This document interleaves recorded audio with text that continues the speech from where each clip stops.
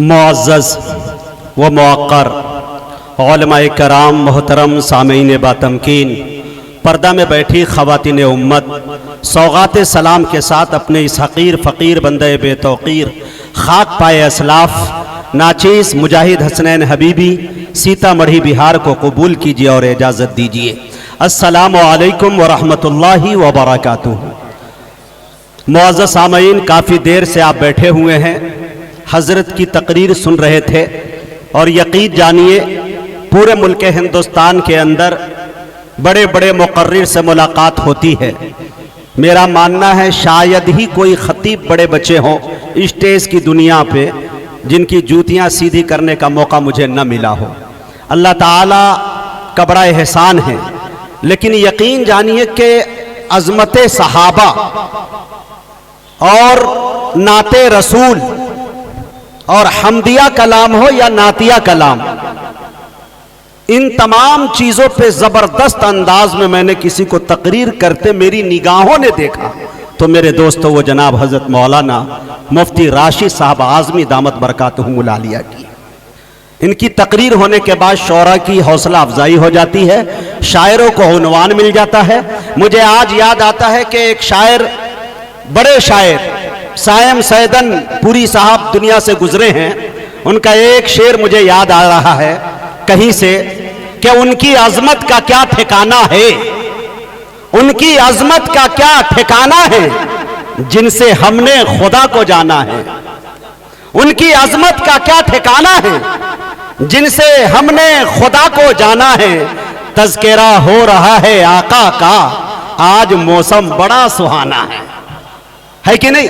तो बड़े अच्छे अंदाज में आप बैठे हैं। यकीन जानिए कि इस हमारी फेरिस्त के अंदर वो शायर भी मौजूद है जो गज़लिया मुशायरे में भी उनकी शिरकत होती है। लेकिन एक बात मुझे बताने की इजाज़त दीजिए कि मेरे दोस्तों, गज़ल के शेर जब लिखने हो, कहने हो, तो आप जिस वक्त चाहे, जैसे चाहे, जिस हालत में हो, जिस पोजीशन में हो, आप कलम उठाइए और लबो रुखसार की बातें कह दीजिए।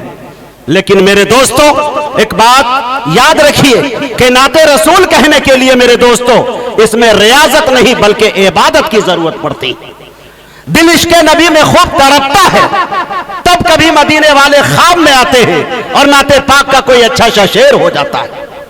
जैसा कि हजरत ने अपनी तकरीर में आप तक बात पहुंचाने की उन्होंने कोशिश की मेरे दोस्तों, तो मुझे बताने की इजाजत दीजिए कि यकीन मुझे शेर कुछ याद आ रहे हैं, उसी तसलसल के साथ आप तक पहुंचता हूं और अपनी फेरिस्त एक शायर को लेता हूं, आपकी समाअतों की दहलीज तक पहुंचाने की कोशिश करूंगा मैं इंशाअल्लाह। मुझे याद आता है कि हजरत सादी ने कहा कि बलगल उलाबी कमालिही कशफत तुजाबी जमालिही हसनत जमीउ खिसालिही सल्लु अलैहि व आलिही।